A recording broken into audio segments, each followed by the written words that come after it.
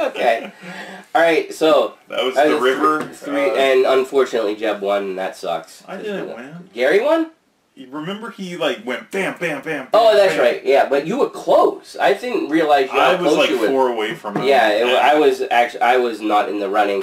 If you watch the gameplay, you heard me say I suck at this game multiple times. I do. I still like it though. For some reason I can't see what I'm supposed to do. I mean, I start and I'm like, I have the plan and I don't know what it is that I get focused on. I don't know if I get so hung up on getting one each of the types of land or if it's like I'm not paying attention to, like, Gary just instantly, he just went after, I can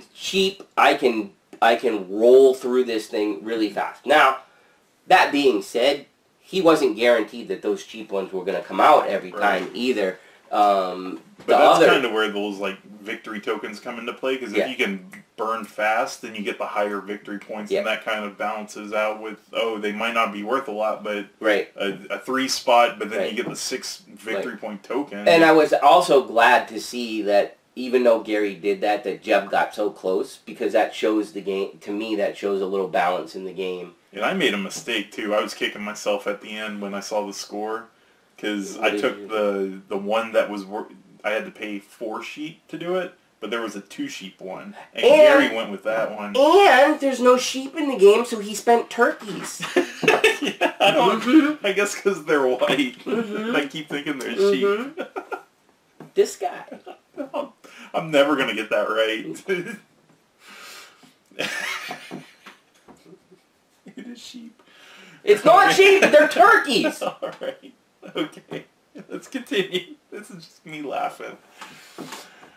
Yeah, so anyways, I find that in most of their games. Especially, it's I think I'm losing, or I think somebody's got this on a runaway, and it almost inevitably it's a close game. I mean, Jeb and I were pretty sure that Gary was going to run away from it, but even for him to get the last one, I think it took like he couldn't end the game instantly. He had to wait and get some resources, and you know, and I took the first player from him at some point in the game, even though I'm useless and can't do anything, and then I can't even count the right number of meeples because I had it like, I'm going to score this, and all I have to do is go here, here, and here, and here, and I didn't actually leave in my mind a meeple to go and actually build the spot because I'm that smart.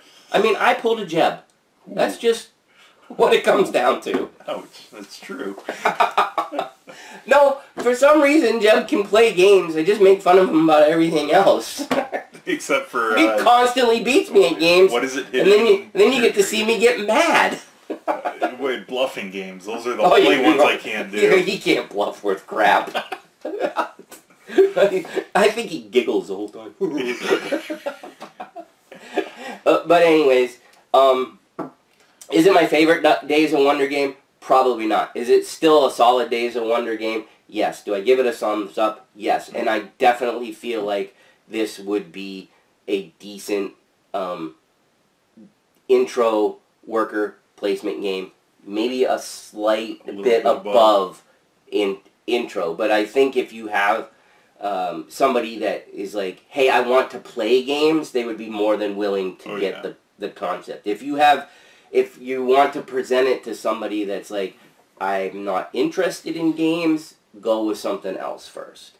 But this is definitely on the easier side, but there is so much going on. And there's so many tiles that all the games are always going to be different. Mm-hmm. Between the tiles and the shuffle of the cards,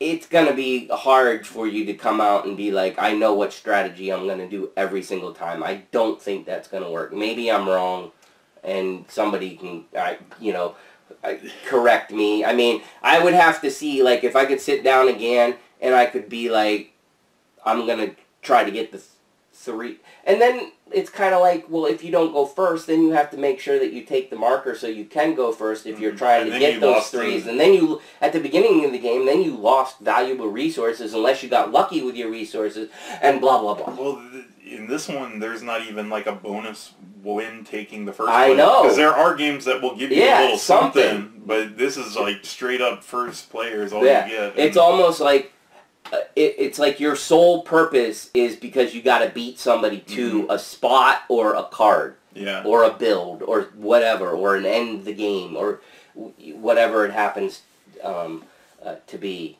So yeah. The mechanic with the meeples being taken away from you, I thought was pretty slick. It is very slick.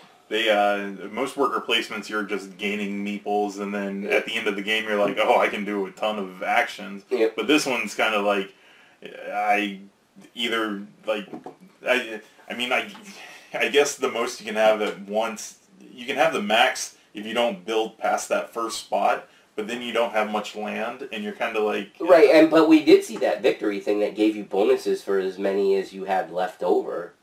Oh, yeah, that's true. I don't know if they actually had to be in your boat or whatever. Yeah, because you do the cleanup phase, you put them in your boat, which I thought was very interesting because that goes back to what Jeb just said, and it's like, well, maybe if I can just build the 2 rows and let everybody else finish it out, I can get... If I can line them up right, I can get all the bonuses from 2 rows and then get all the bonuses from the extra meeples that everybody else lost out on.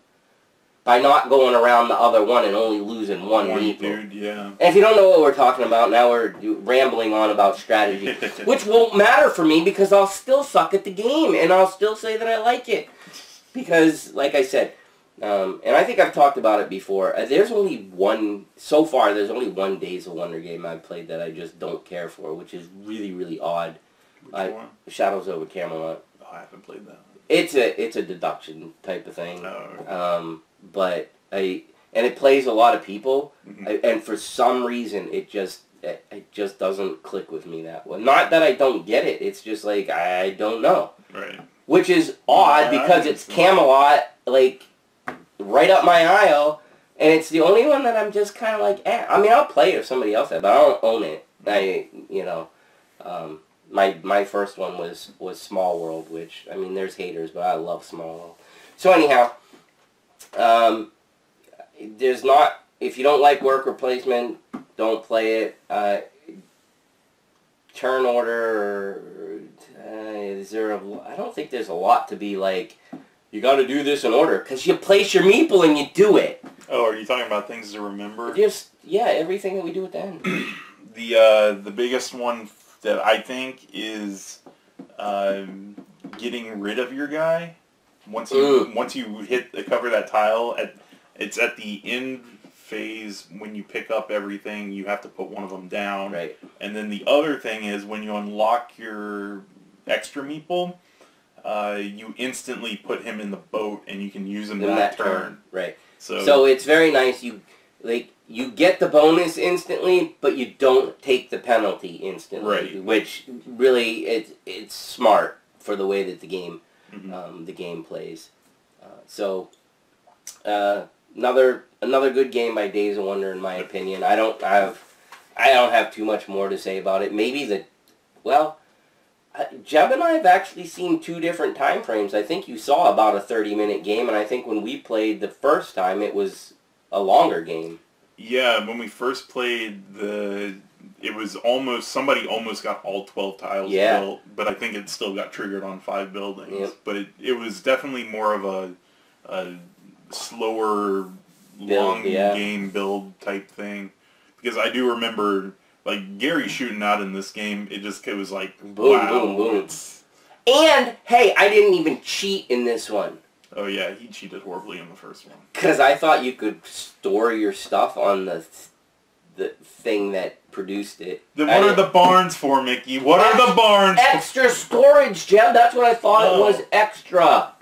Don't make fun of me. You're a little extra. I never make fun of you. Why would you do that? That's true. You never make fun of me, ever. Yeah. He does. Alright, so, that's the river. I hope, if you guys are a fan of Days of Wonder. I think you'll like it. Don't listen to the naysayers if you like worker placement games. If you are a more complicated gamer, though, this is probably not for you. This definitely is a 35 to 40 minute. You could bring this to work, teach your coworkers, and have a pretty good time with it. You know, it's on the same lines as Ticket to Ride and stuff like that. So that's all I have. You got anything else? Nope. No, nobody wants to listen to you. Wow, I was going to say, if you have any comments, please leave them below. And if there's any games that you want to see us play, just let us know and we'll try to get to them. We do have a list growing of things we want to get to, but they're all very long games. So, yeah. Other than that, I think that's it. So, all right, see you guys. See ya. Boards and Booze, Booze and Boards, with Mickey and Jeb.